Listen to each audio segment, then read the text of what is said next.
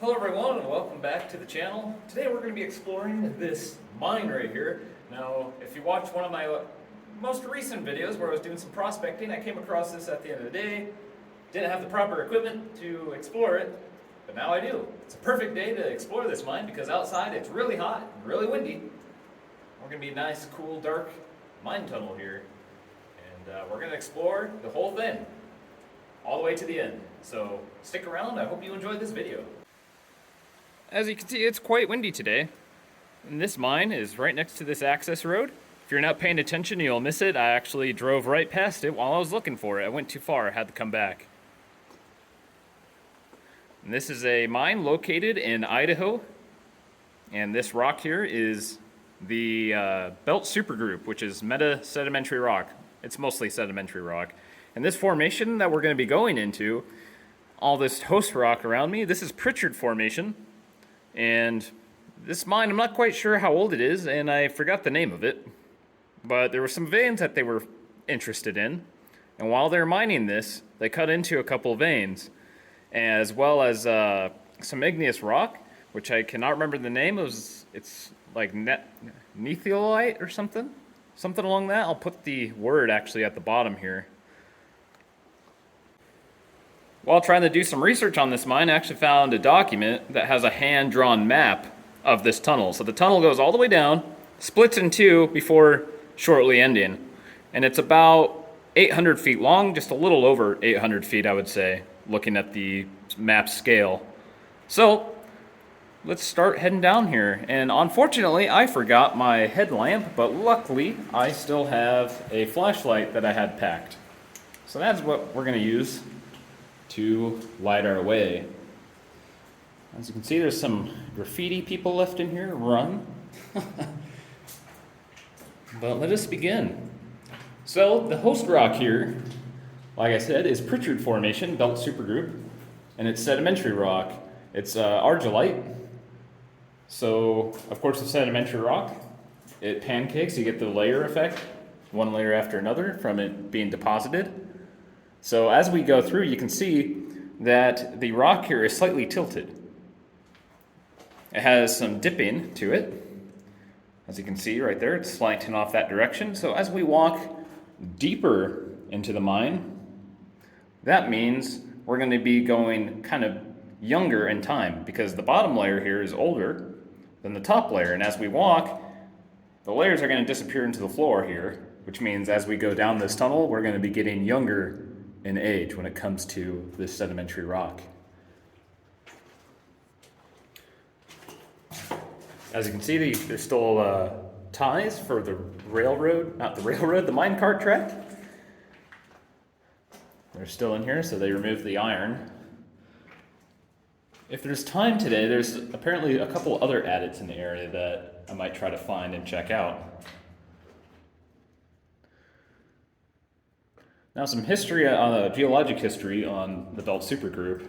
So these sedimentary rocks are a pretty thick unit as a whole when it comes to the Belt Supergroup. They're a really thick package of sedimentary rock, and it can be found in Canada, Montana, parts of Washington, and Idaho, of course.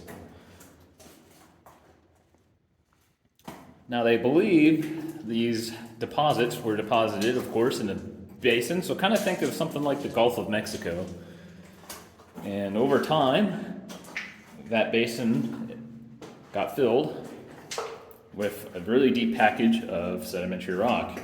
The reason why it might be so thick is like the Gulf of Mexico. When you're filling a big sink or a hole like that, you're adding all this material. That's going to add a lot of weight to the Earth's crust. So as the Earth's crust begins to sag, it'll make the hole deeper because of that weight. Kind of think of it like a waterbed. If you were to put a bowling ball on a waterbed, it would make a depression, and you could fill more of that depression with heavier material, which of course would make the depression bigger. So it's kind of like a little chain reaction. And that is probably why this package of sedimentary rock is so deep. And the age of these rocks is over 1 billion years old, so well before the time of the dinosaurs and most of any life on Earth. besides microorganisms. I believe there's some limestone in the belt supergroup that has stromatolites, so you can find that. Well, let us go down this mine a little deeper here. What's cool about this flashlight too is I can focus it, so you can see that it goes quite a ways back in there. I unfocus it. There's our way out, right down there. Pretty neat. Got a little face on the wall.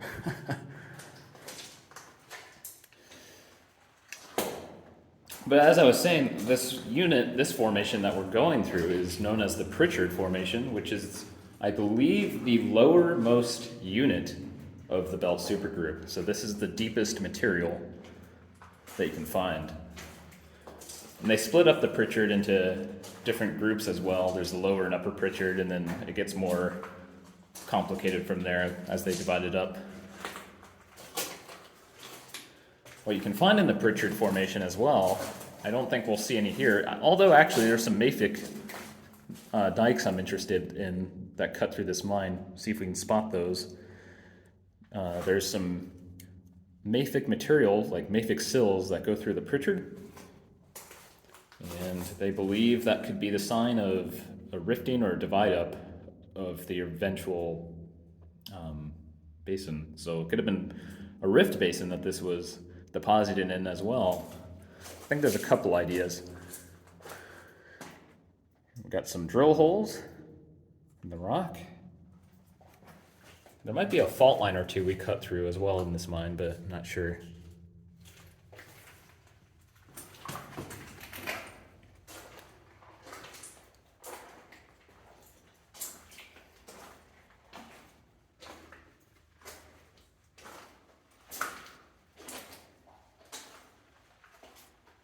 So far I don't see anything interesting in the rock walls. It's definitely a lot cooler in here. I'd say it's probably about 50 degrees or so.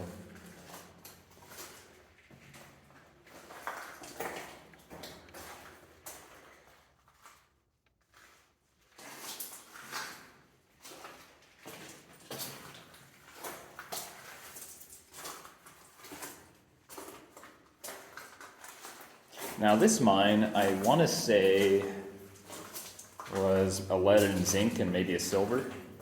There's a couple different mines in the area, so I could be getting confused. I know there's a couple of gold mines in this region as well. Some old ones.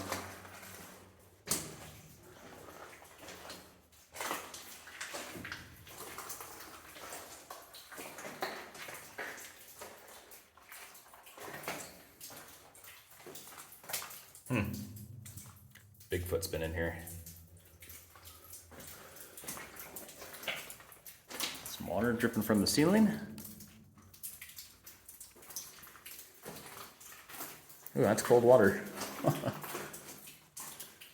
Yeah, the water's dripping right out from probably the bedding plane right there at each unit. That's our way out. Right down there.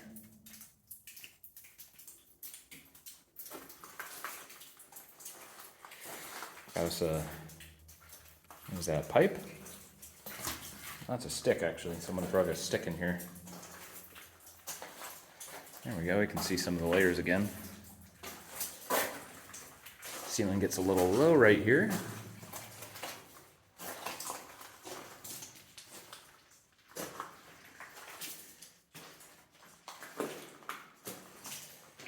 All right. So when I came here originally, when I didn't have the right lighting equipment to show you guys this mine the best I could, I actually came about this far in, and this thing was flowing really good. It's like an open faucet, and that was earlier this spring during the runoff, so this must be a nice natural spring that's only active in the spring. And now it is almost completely dry. It's just a little bit of a drip. What's interesting though is that dripping is about the same as it was last time I was here. Some interesting stuff happening here. Drill hole.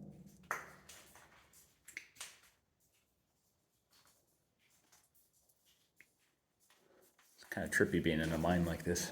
I always feel like there's something in the dark watching. Don't want to oversaturate you guys with the light here. I'm looking at this. If you can see this, we have this line that is cutting through our layers here. And this rock looks pretty fractured up. So I can't tell if this is a fault right here or if it's a really oxidized sill or something, or a dike. Judging by the looks of it, it looks pretty fractured. This might be a fault right here that cuts through. It goes all the way across the ceiling right there, all the way on the top. I think this is a fault right here. It comes all the way down this way, and it looks like the miners were interested in it. They dug into it a little bit. And that is about all they did. That explains why this spring would be here. That makes sense, actually, because we have this fracture. This is all fractured rock from a fault line. That's going to be a natural weak point in the rock. So water is going to travel down this fault and empty right here into this tunnel. And that's why they have this pipe here, right into the fault line. That makes sense. That's how you get hot springs a lot of times too, because you'll have these deep fractures that go down to extreme depths, bring the water down with it. It gets superheated from the earth, and that hot water usually finds its way back up to the surface, usually by another fault line. If, you gotta have the right geologic settings for that to work, but that's pretty cool. So let's continue on down. Now that's neat. So we have some mineralization here on the ceiling. I think they have a name for these when it's mine specific. What are these, little stalagmites? No, stalagmites would be on the floor. Stalactites, I think, are the ceiling ones. If I had to guess, it's probably calcium carbonate, some calcite minerals. It almost looks like ice.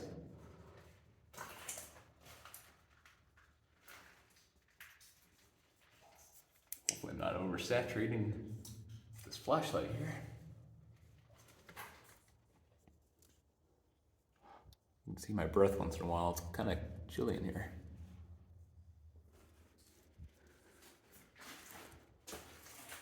And you can see it running down right there. I think if you touch it, it's not good to touch this stuff because it makes it stop growing or something, but I'm going to.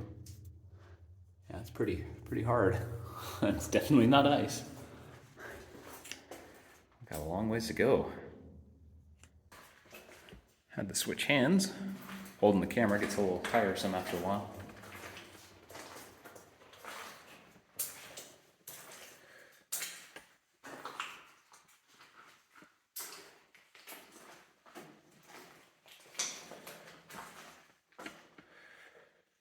I think those mafic dikes are near the end of the tunnel.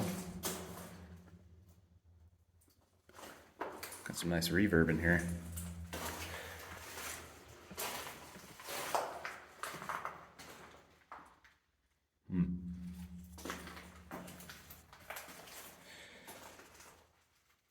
Yep, I got a little bit of a ways to go yet.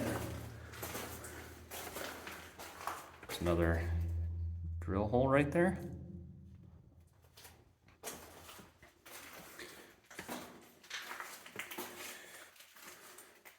Now the ties are missing back here.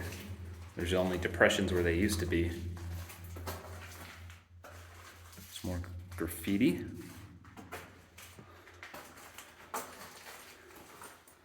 I'd like to find a mine one of these days that's relatively untouched, but I think that's hard to find. Going to a mine that people haven't been into in a long time, a couple decades, 100 years. It'd be really cool to find a mine that's no one's been in since they stopped mining, but that's a hard thing to find. I see these flat surfaces here. These might be either joint faces or maybe some kind of fault fractures, but I'm going to guess probably jointing or the natural cleavage of the whole rock, if you want to call it that. More drill holes right up there.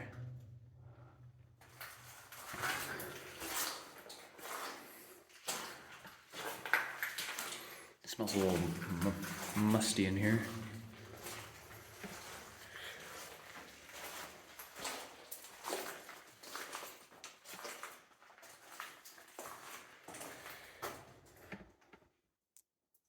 Someone's initials from 2019, or their name, I should say, not their initials.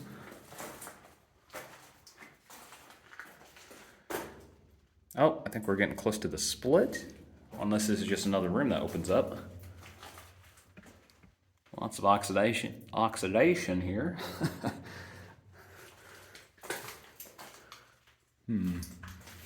More drill holes up top.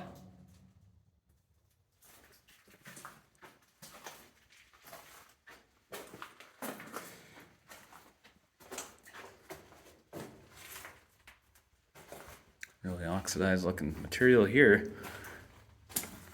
Might be getting close to another fault perhaps.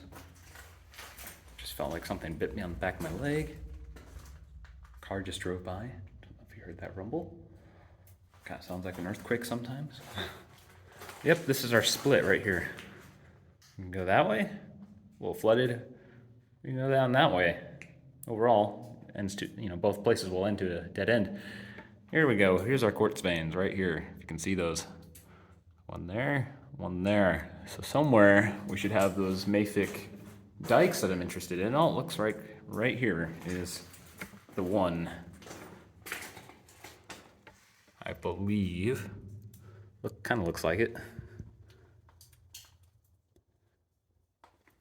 I can't remember the name of these, but they're supposed to be pretty silica poor, which mafic usually already is, but this is more so. Yeah, this is another dike right here. Yeah, for sure.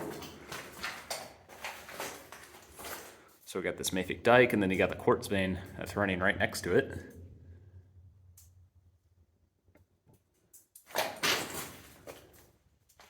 That just ends right there. A whole bunch of loose rock.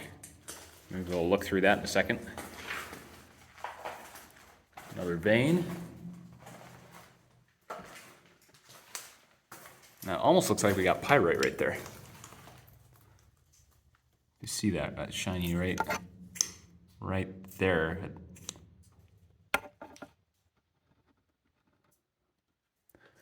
Yeah, it looks like some pyrite. That's the other thing I forgot was my rock hammer. Wow, I'm just unprepared today. Not prepared today.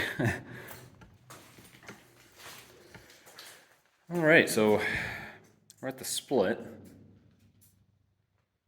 Let's go this way first. I'm gonna avoid this water.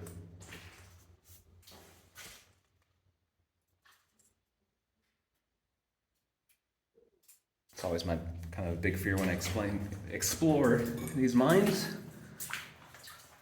Find something else that's in here that's not too friendly, like Sasquatch.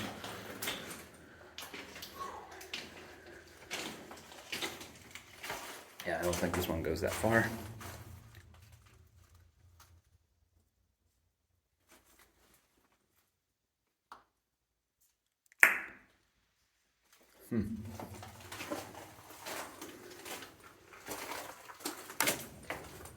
This just ends.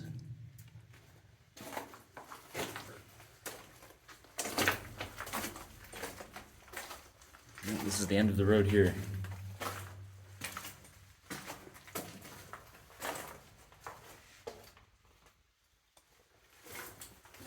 Kind of getting creeped out. Keep hearing things.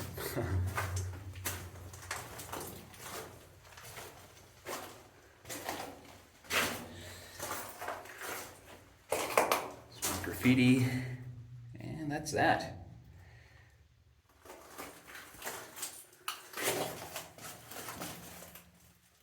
This looks like some more mafic rock. Got lots of, maybe some calcite looks like in there too.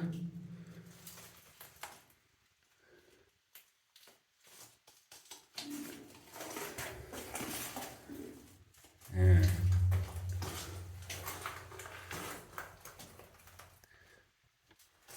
It's kind of hard to tell what's here because of how muddy everything is in this mine. Nothing stays clean.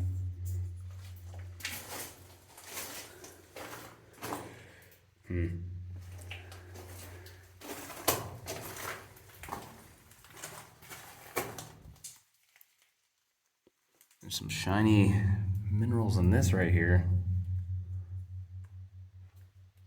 I'll have to check that out. I'm interested in what this could be.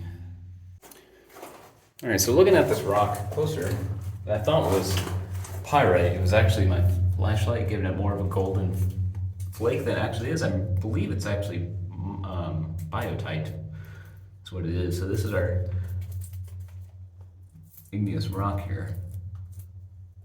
Yeah, pretty sure that's just muscovite. Yeah, muscovite biotite. One of the two flaking on here.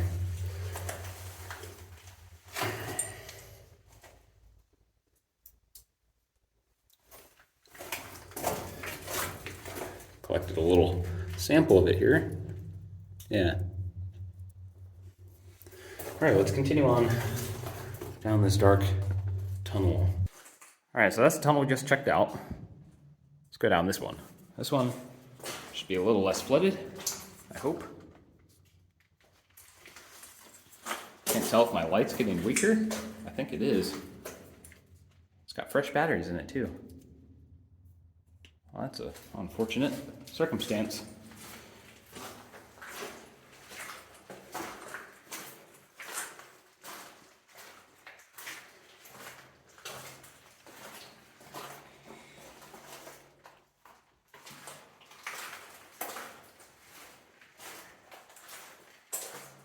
If I remember right, they had some test adits and some activity on the upper portion of the mountain. And I believe this mine adit is one of the lower portions. And the whole purpose of this was to dig. It wasn't really a mining operation. I think it was to dig to come into contact or cross into the veining and faulting they were seeing up above. And they did come across some veins and stuff, but I don't think they hit what they were trying to target.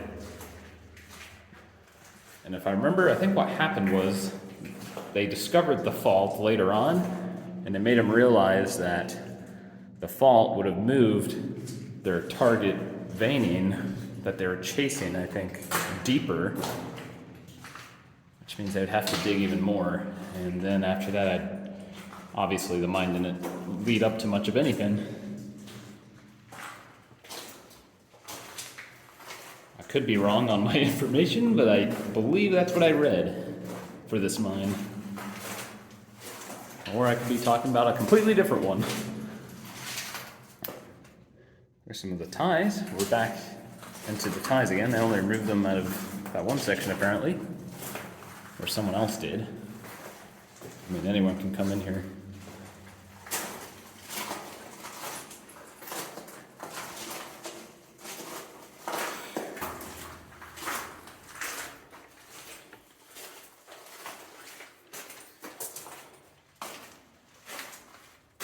And here's the end.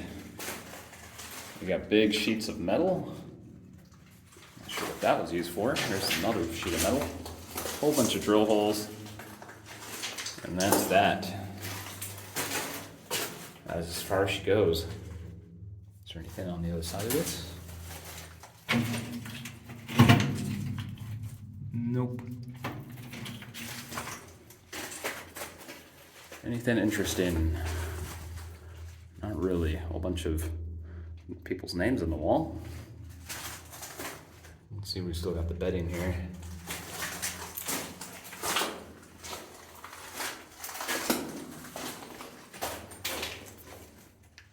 All right, I guess I'll head back down the tunnel.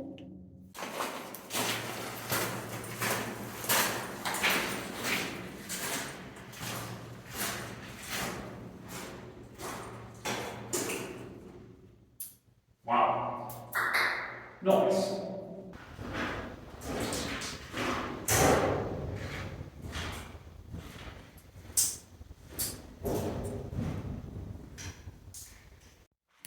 All right, since this has nice ambiance in here, I'm gonna try something. Now, I am no musician. I got this flute here. Don't really know how to play it, but I can improvise. I just want to hear what it sounds like in here. We got, like I said, some nice ambience. Or not ambience, what do they call that? Reverb? You know, where you hear yourself echoing a little bit in the cave. Let's give it a try.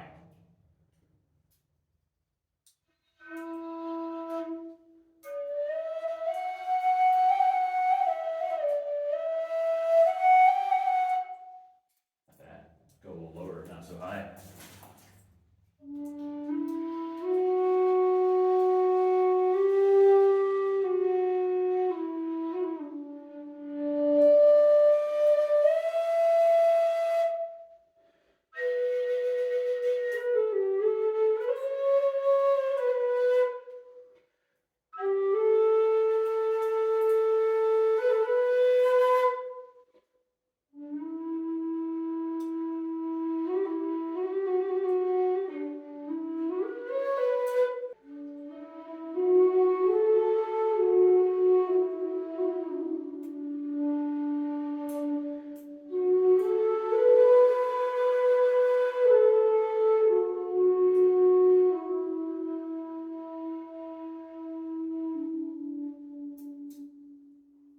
So what I'm going to do now on my black light, I'm going to go, as I'm exiting the mine, I'm going to see if there's any UV minerals in here. So I'm going to do that next. And if there is, I'll show you. If not, well, next clip I might be at the exit of the mine. This is a pretty cool little tunnel, 800 feet long, relatively safe. Oh, I just realized there's a cool feature in the ceiling. That looks like an offset. You see that? We got this thick quartz vein right here, and it just ends for no reason.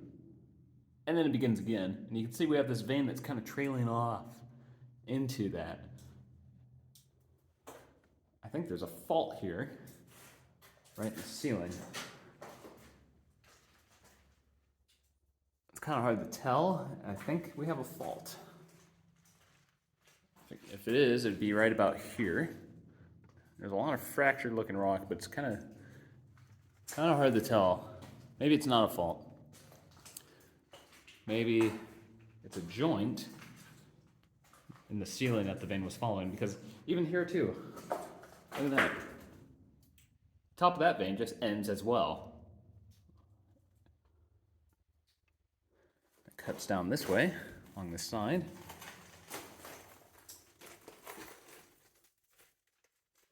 Interesting. Looks like it's in the back of that wall there too, if you can see that. Let me focus in on it. Right there, you see it? Maybe not, because there you go. You can kind of see it there, that vein. Some fractured looking material here. All right, well, I'm gonna get my black light and head out of here. See if there's anything glowing down here. If there is calcite, that might glow. Got this helpful arrow to show us the way out too. All right, so as it turns out, there is some UV stuff in here, like this paint. And since it's dark, my camera is having a tough time focusing on anything. There we go. So all this on the ceiling, that's all the calcite, I'm pretty sure, that's dripping. You can see it running down the walls, like right here. And there. And there. That's pretty cool, but that's just the calcite. There's nothing in the rock, it seems. Got some speckled calcite, I believe, there. And any other growing organism might be also throwing off some UV-ness.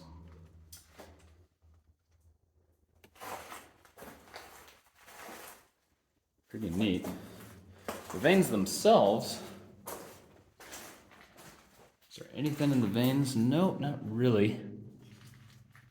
There's a really bright. Yep, all right.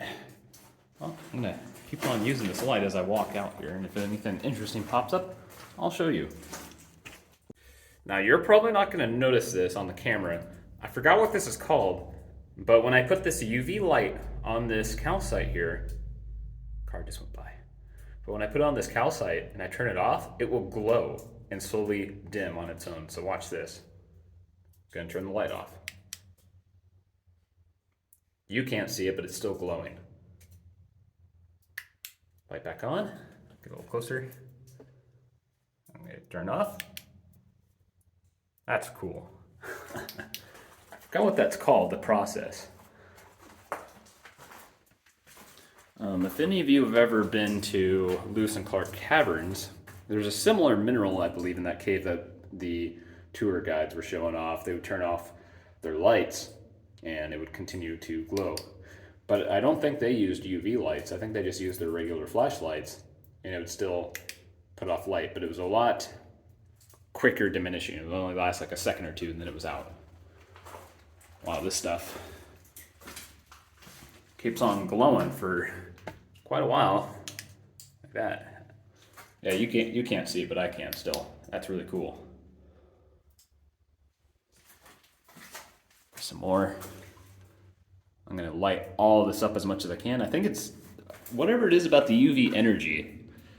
If I energize all this real quick, try to get it all energized, I'll turn off the light now. Yeah, okay, it's not showing up on camera, but yeah, pretty cool. All right, enough of that. There's those little drips. Those mineral drips on the ceiling, they're glowing pretty good. And if I turn the light off, yeah, you can see that. That's really cool.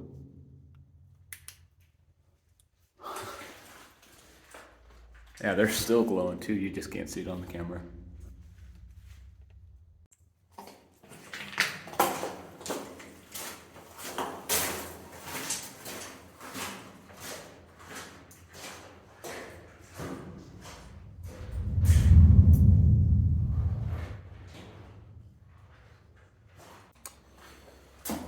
All right,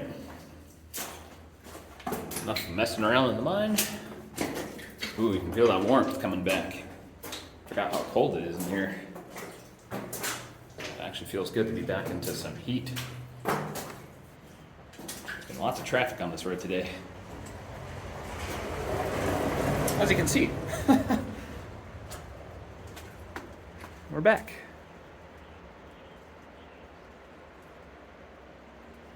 Took a moment for my camera to adjust. And that's the mine.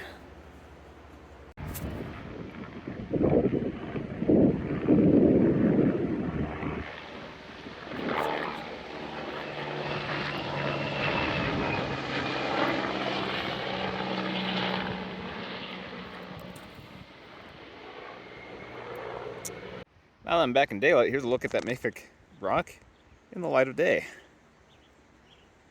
It's still pretty dirty. Nothing too special. Black is definitely biotite, I believe.